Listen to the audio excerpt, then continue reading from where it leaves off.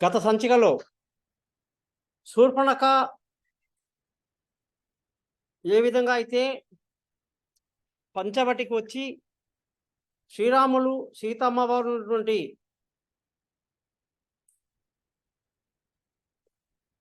పర్ణశాలలో సీత యొక్క సౌందర్యాన్ని చూసి ఆశ్చర్యపడి తనకంటే ఇంత గొప్ప అందగత్తె ఉందా అని అనుకుంది.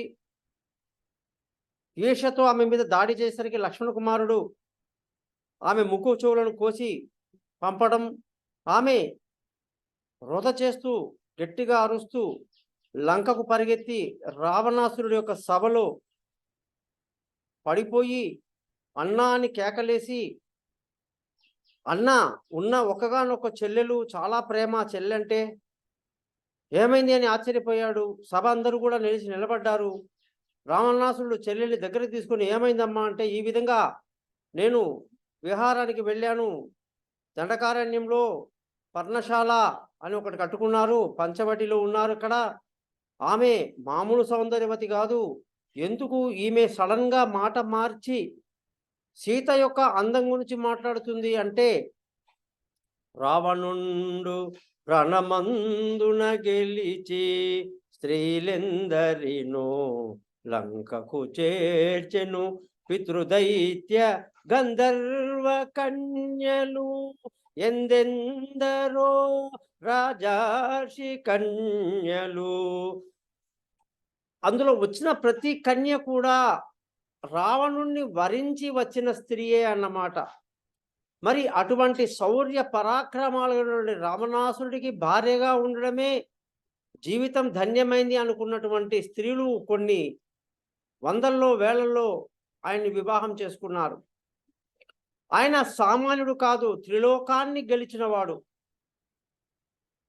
ఇంద్రలోకాన్ని గెలవడానికి కోసం, ఇంద్రుణ్ణి ఓడించడానికి కోసం ఇంద్రజిత్తు అనే సంతతిని, మేఘనాథుడు అంటారు ఆయన్ని కని అతన్ని శౌర్య పరాక్రమాలన్నీ కూడా ఇంద్రుడి మీద ప్రయోగించి ఇంద్రుడిని చిత్తు చేశాడు కాబట్టి ఆ పిల్లవాడికి ఇంద్రజిత్తు అన్న పేరు కూడా వచ్చింది. అటువంటి కుమారుడు ఉన్నవాడు. కుంభకర్ణుడు లాంటి భయంకరమైన రాక్షస జాతికి చెందినటువంటి రాక్షసుడు ఉన్నవాడు తమ్ముడుగా. అలాగే భార్య మండోదరి. మరి ఆయన గురించి చెప్పాలంటే, ముల్లోకాలకు అధిపతి అంటే ఇంకా భూలోకమంతా ఆయనదే కాబట్టి ఎక్కడంటే అక్కడ విహరించేవాడు, తన ఇష్టానుసారంగా చేసేవాడు. భూలోకానికి అధిపతి అయినటువంటి శివుణ్ణి, కైలాసగిరిలో ఉన్నటువంటి శివుణ్ణి, కైలాసగిరినే పెకిలించేంత గొప్ప శక్తి సంపన్నుడు అంటే ఆలోచించండి ఎంత బలవంతుడు. శివుడు భోళాశంకరుడు, భక్తులకు లొంగిపోతాడు. భక్తులు ఎవరైనా సరే వాళ్ళు మంచి ఉద్దేశంతో ఉన్నారా, చెడు ఉద్దేశంతో ఉన్నారా అని ఆలోచించకుండా వాళ్ళకి వరాలు ఇచ్చేవాడు శివుడు. భోళాశంకరుడు అంటే కోరికలను కోరినట్టుగా తీర్చేవాడు. ఆ కోరికల ప్రభావం వల్ల ఆ వ్యక్తి హరిషడ్ వర్గాలకు లోనైపోయి సర్వనాశనం అవుతున్నా కూడా శివుడు చూస్తూ ఉండిపోతాడు. ఎందుకంటే కోరరాని కోరికలు కోరడం ఎన్నో భక్తులు చేస్తుంటారు. అందులో భస్మాసురుడి యొక్క కథ కావచ్చు, లేదా రావణాసురుడే స్వయంగా తల్లి కోసం ఆత్మలింగాన్ని తెస్తానని చెప్పి కైలాసగిరి దగ్గరికి వెళ్ళి శివుడికి కోసం ఘోరంగా తపస్సు చేసి శివుడు ప్రత్యక్షమైన సమయంలో శివుడి భార్య పార్వతిని చూసి మోహించి శివలింగం సంగతి పక్కన పెట్టేసి పార్వతిని కోరుకున్నటువంటి కామాంధుడు రావణాసురుడు. అది కూడా తన భార్యని అడిగాడు కాబట్టి ఇచ్చేస్తాడు ఆ శివుడు. అంతా భోళాశంకరుడు ఆయన. ఆ తరువాత ఆ యొక్క భవానీ స్థానంలో, పార్వతి స్థానంలో మండోదరిని పెట్టి మండోదరితో వివాహం చేయించడం అన్నీ కూడా నారదుల వారు దగ్గరుండి చేయిస్తారు. అది వేరే కథ. ఆత్మలింగం కోసం మరోసారి వెళ్ళి ఆత్మలింగాన్ని తెచ్చుకొని దాన్ని తీసుకెళ్ళి సముద్రం ఒడ్డులో పెట్టేసి ఈరోజు అది గొప్ప పుణ్యక్షేత్రంగా మనకు దక్షిణ భారతదేశంలో కనిపిస్తుంది. మహాభీమేశ్వరం దగ్గర ఉన్నది ఇప్పటికి కూడా. అక్కడ శివుడు మహాభీమేశ్వరుడుగా వెలసాడు. గోకర్ణ అని అంటారు దీన్ని, కర్ణాటకలో ఉంటుంది. అక్కడ ఉన్నటువంటి శివాలయాలు, శివక్షేత్రాలు దర్శనీయమైనవి, ఎంతో మంచివి, ఎంతో పుణ్యప్రదమైనవి. అక్కడ జరిగినటువంటి ఈ పౌరాణికటువంటి ఘట్టాలన్నీ కూడా ఇప్పటికీ కళ్ళకు కట్టినట్టుగా మనకు కనిపిస్తుంది. జరిగింది ఎప్పుడో త్రేతాయుగంలో అది. ఆ తర్వాత కలియుగం 5 ఏళ్ళు, ఆ తర్వాత ద్వాపర యుగం 5 ఏళ్ళు, కలియుగం ఇవంతా కూడా జరుగుతూ ఉన్నప్పటికీ అంత పాతటువంటి సంఘటనలు జరిగినటువంటి ప్రదేశాలు కూడా ఇప్పటికి కూడా మనం గోకర్ణ లాంటి స్థలాలకు వెళ్ళి చూడొచ్చు. మరి అంతటి బలవంతుడైనటువంటి రావణాసురుడు, లంకాధీశుడు అష్టదిక్పాలకులను బంధించి తన దగ్గర పెట్టుకున్నట్ట. వాయువు గట్టిగా వీస్తే నేలంతా అక్కడ శుభ్రమవుతుందట. వరుణుడు వచ్చి నీళ్ళ దేవుడు కల్లాపి చల్లుతాట, నీళ్లు చల్లి వెళ్తాట. అగ్ని, ప్రతి ఇంట్లో హోమగుండం ఉంటుంది. శివార్చన ఉండని ఇల్లంటూ ఉండదు. ప్రతి హోమగుండంలో కూడా అగ్నిని రాజింపజేసేది అగ్నియేనట. అటువంటి శక్తి సంపన్నుడు ఈ అష్టదిక్పాలకును కూడా తన దగ్గర పెట్టుకున్నవాడు. ఇంద్రుణ్ణి, యముణ్ణి, కుబేరుణ్ణి అందరినీ గెలిచినవాడు. పంచభూతాలను తన ఆధీనంలో పెట్టుకున్నవాడు. నవగ్రహాలను చెరసాలలో బంధింపజేసినవాడు. ఎన్నో కథలు ఉన్నాయండి రావణాసురుడి గురించి చెప్పాలంటే. కలదీసిన కళ్ళలో కూడా ఊహించరు ఇంకా. అటువంటి బల సంపన్నుడు రావణాసురుడి యొక్క చెల్లెలు శూర్పణఖ ఎప్పుడైతే తనకు జరిగిన పరాభవం గురించి చెప్తుందో, అందులో పరాభవం గురించి చెబుతూ సీత యొక్క అందాన్ని ఆమెకు రావణాసురుడికి వర్ణించి చెప్పే విధానం కూడా వెంటనే రావణాసురుడు ఆ స్త్రీ ఎవరో నేను చూడాలి, ఆ స్త్రీ లంకలో ఉండాలని అప్పుడే తీర్మానం చేసుకున్నాడు. ఇక రామలక్ష్మణులను వాళ్ళ శక్తి సామర్థ్యాలు ఏమిటో కూడా బల పరీక్ష కోసం కొందరు రాక్షసులను నియమించాడు. వాళ్ళు వచ్చి రావణాసురుడికి రామలక్ష్మణుల స్టోరీ మొత్తం చెప్పారు.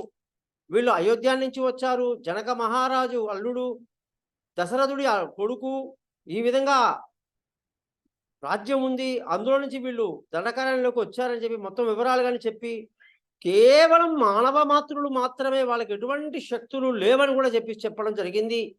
మంచి భుజబల సంపన్నులు అని చెప్పడం జరిగిందన్నమాట. ఆ విధంగా రావణాసురుడు రామలక్ష్మణుల గురించి చాలా వివరాలు తెలుసుకున్నాడు.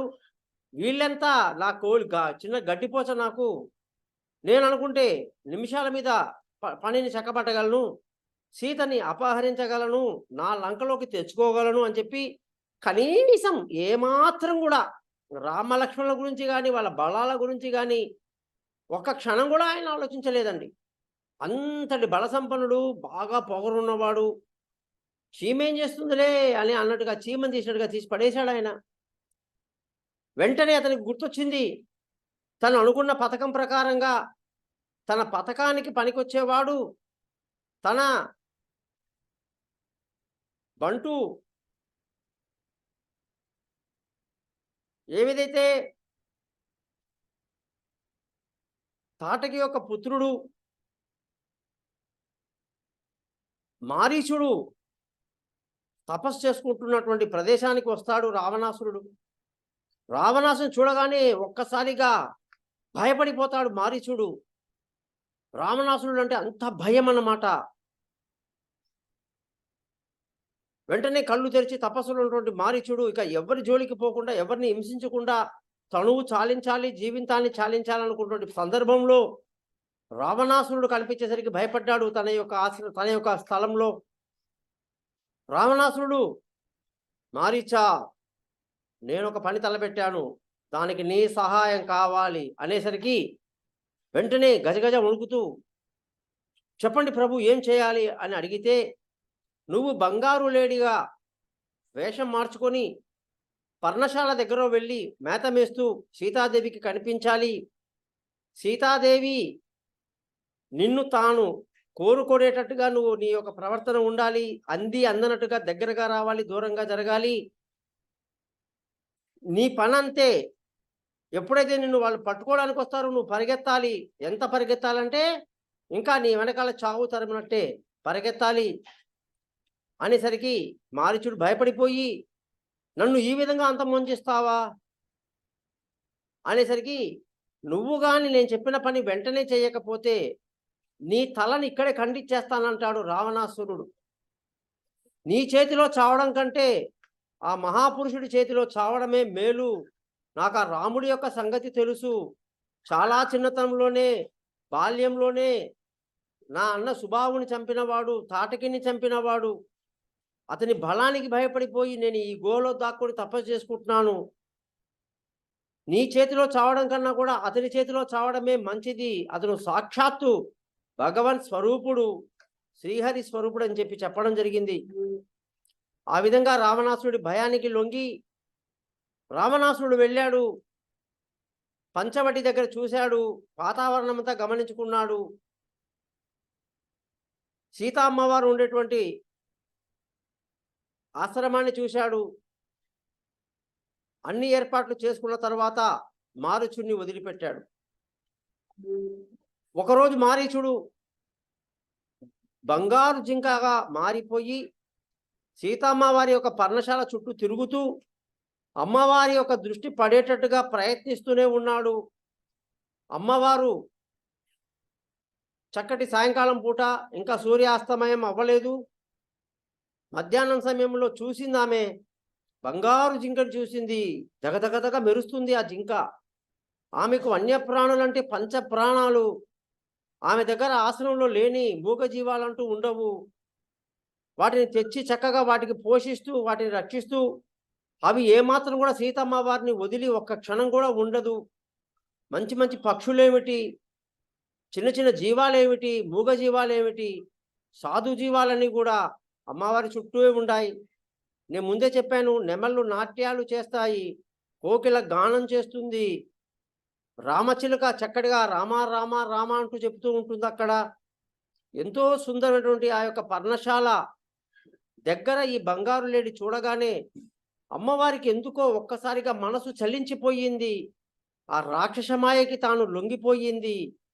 ఏమాత్రం కూడా బంగారు లేడి ఉండడం ఏమిటి, ఏదో కథలో చదువుతాం కానీ నిజంగా ఇవి ఉంటాయా అని కూడా ఏమాత్రం ఆలోచించకుండా వెంటనే రాముల వారి దగ్గరికి వెళ్ళి ఆయన పట్టుకొచ్చి చూపించి, అదిగో అక్కడ చూడండి చూడండి మేస్తుంది చూసారా, అది బంగారు లేడి అంటే వెంటనే రాముల వారు చూసి ఆశ్చర్యంగా ఉంది.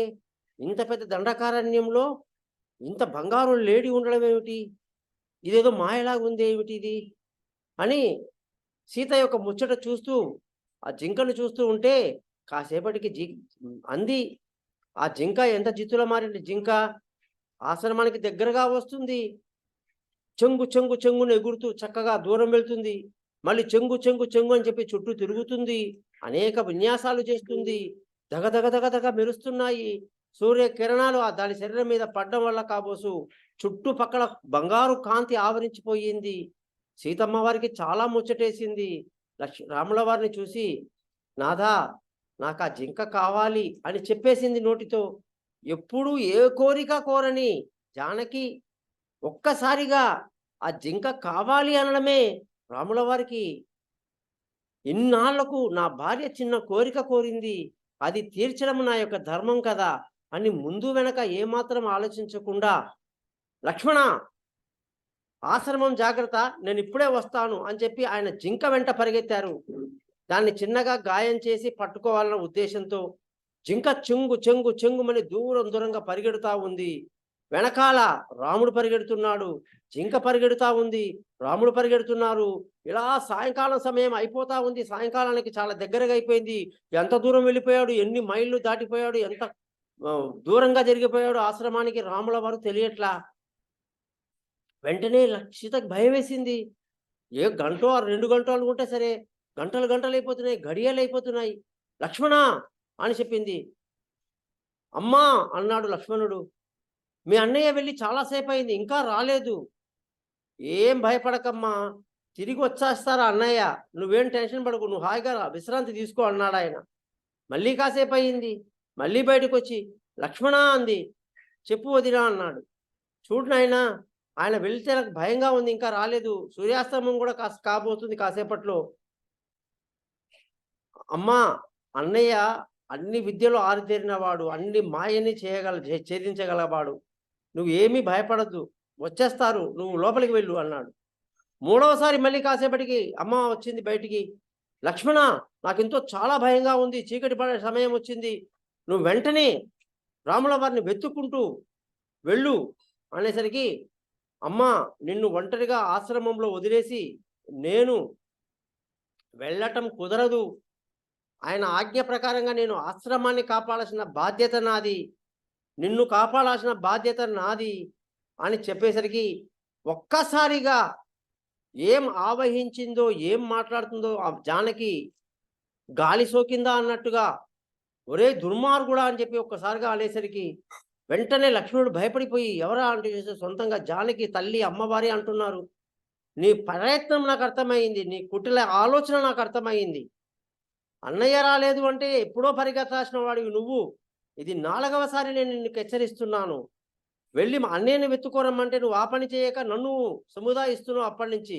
దీన్ని బట్టి నీలో ఏదో దుష్ట ఆలోచన ఉందేమో అని నాకు అనుమానంగా ఉంది అనేసరికి ఒక్కసారిగా పడిపోయాడు లక్ష్మణుడు. ఆశ్చర్యపోయాడు. ఎంత మాట, ఎంత మాట, ఎంత ఘోరమైన శబ్దం విన్నాను. అమ్మా అంటూ తల వంచుకొని ముందు నిలబడ్డాడు. అమ్మ యొక్క కాళ్ళ మెట్టులు తప్ప ముఖం చూడనిటువంటి లక్ష్మణ స్వామి, ఏం మాట్లాడుతున్నారమ్మా, ఏమి ఆవేశం, మరి నేను చెప్పిందేంటి, నువ్వు చేస్తుందేంటి? తల్లిగా నేను ఆజ్ఞాపిస్తున్నాను, వెళ్ళి అన్నయ్యని తీసుకొని రా, వెతుకుపో, ఒక్క మాట మాట్లాడొద్దు ఇంకా అని గట్టిగా అనేసరికి మరో గత్యంతరం లేక, అలాగేనమ్మా, దయచేసి నన్ను పూర్తిగా నువ్వు ఇలా అపార్థం చేసుకోవడం నా దురదృష్టం, ఎంతో బాధకరంగా ఉంది మనసు అని తన బాణాన్ని తీసుకొని గీతలు గీసి, లక్ష్మణ రేఖ అంటారు దాన్ని, ఆశ్రమం చుట్టూ ఒక గీత గీసి, దానికి మహత్వం ఉంటుంది, ఆ గీతను కనీసం చిన్న పురుగు కూడా దాటకూడదు, దాటిందంటే భగ్గున అగ్ని వస్తుంది, జ్వలిస్తుంది, వాళ్ళని కాల్చేస్తుంది, అంతటి ప్రయోగం చేశాడు ఆయన.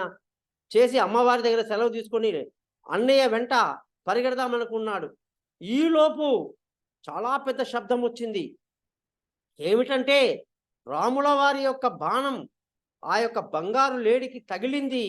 వెంటనే బంగారు లేడిగా ఉన్నటువంటి మాయారూపమైనటువంటి మారీచుడు తన యొక్క నిజమైనటువంటి రూపంలోకి మారిపోయాడు, రాక్షసుడుగా కనిపించాడు. గుండెలో బాణం దిగింది, చనిపోతున్నాడు. చనిపోబోతూ హా రామ, హా లక్ష్మణ, హా సీత, హా లక్ష్మణ, హా సీత, హా లక్ష్మణ, హా సీత అని గట్టిగా అరిచాడు ఆ మారీచుడు. ఆ అరుపులు అచ్చు రాముడి వాళ్ళ గొంతులాగా ఉంది, గొంతు మార్చి మరీ అరిచాడు ఆయన. ఆ సమయానికి సీత లక్ష్మణుల మధ్య ఈ వివాదం జరుగుతూ ఉంది. మీ అన్నయ్యకి ఆపద సంబంధించిందని చెప్పాను, నువ్వు వినలేదు, ఇప్పటికైనా సరే పరిగెత్తు అన్నయ్యని తీసుకోరా అని చెప్పేసరికి గత్యంతరం లేక ఇటు అమ్మకి ఎదురు చెప్పలేక రాముడి యొక్క ఆర్తనాదంలాగా ఒక శబ్దం వినపడింది. అప్పటికీ చెప్తాడు, అమ్మా, ఇది రాముల వారి గొంతు కాదు, ఇది మాయ, మీరు అనవసరంగా దిగులు పడిపోతున్నారు, మీ వల్ల నేను వెళ్లాల్సి వస్తుంది ఆశ్రమాన్ని వదిలి, దైవేచ్ఛ దైవాజ్ఞ ఎలా ఉందో అని చెప్పేసి పాపం అతను రాముడు వెళ్ళిన దిశలో పరిగెత్తుకుంటూ వెళ్ళిపోయాడు రాముడిని చూడ్డానికి. కొంచెంసేపు అయిందో లేదో అక్కడే మాటు వేసినటువంటి రావణాసురుడు దశకంఠుడు కొంతసేపటికే ఆ యొక్క ఆశ్రమం ముందు ఒక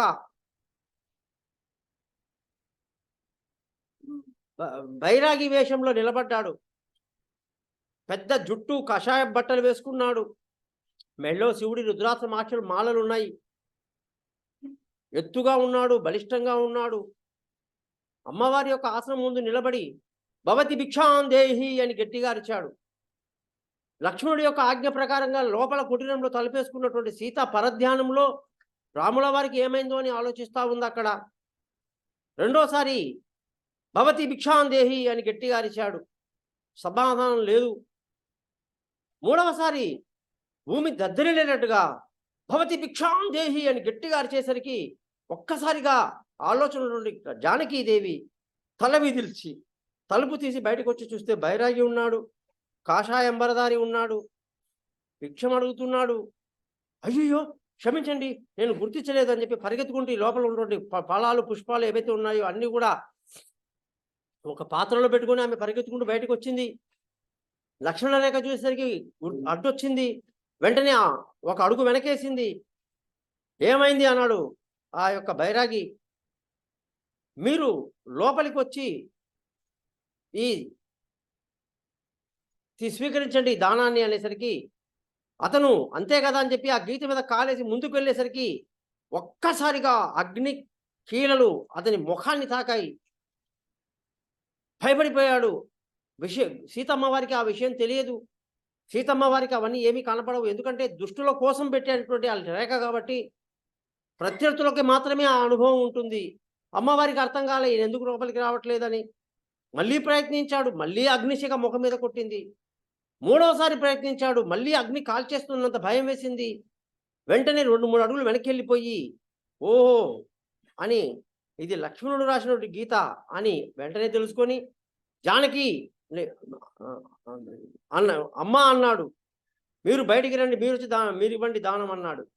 ఆ భిక్ష వేయడానికి ఆవిడ ఆలోచించి ఒక బైరాగి అడుగుతున్నాడు, ఇవ్వకపోతే కోపడుతున్నాడు, ఇప్పటికే చాలా కోపంగా ఉన్నాడు, కోపంలో వెళ్ళిపోతానంటున్నాడు అని చెప్పి ఆవిడ గీత దాటి అతనికి దానం ఇవ్వబోయింది.